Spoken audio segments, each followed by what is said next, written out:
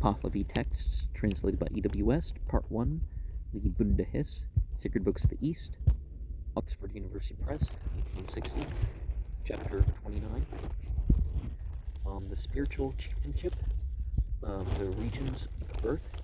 It says in Revelation that every one of those 6 chieftainships has one spiritual chief, as the chief of Arzah is Asha Shagahad e Havankan. The chief of Savah is Ho Azaro Dathrehana Harestyaro. The chief of Fradad Afsh is Spitoid e Us Hosinan. The chief of Vidada Afsh is Uriz Rasp Us Hosinan.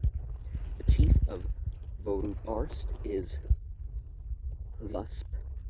The chief of Vorugarst is Kek Ravak. Zarathustra is spiritual chief of the region of Kvaniras, and also of all the regions. He is chief of the world of the righteous, and it is said that the whole religion was received by them from Zarathustra. In the region of Kvaniras are many places from which, in this evil time of violent struggling with the adversary, a passage, Vidarg, is constructed by the power of the spiritual world. Ma'inoki, and one calls them the beaten tracks of Kvaniras. Counterparts of those other regions are such places as Kangdes, the land of Saukapistan, the plain of the Arabs, Tazikan, the plain of Pesyansai, the river Naivtak, Iranbeg, the enclosure Var, formed by Yim,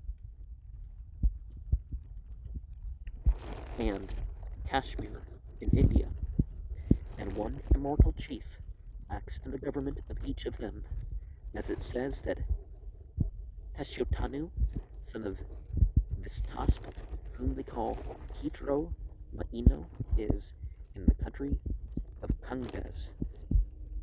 Agrerad, son of Pashang, is in the land of Saukapistan, and they call him Gopatsha. Parsadga, Hivembia, is in the plain of Pesyansai, and he is Hivembia for this reason, because they brought him up in a Hivemb jar for fear of Kashem wrath. Asa ne Yamahust is the place which they call the river Naivtak. The tree opposed to harm is in Iranbeg.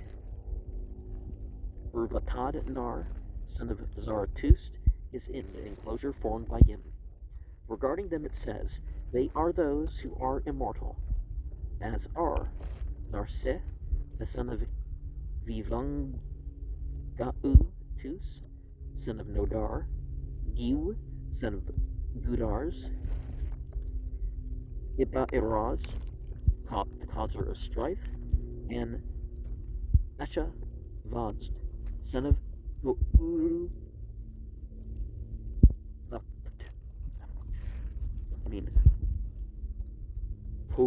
Hourud Hakst, and they will all come forth to the assistance of Sotians on the production of the renovation of the universe.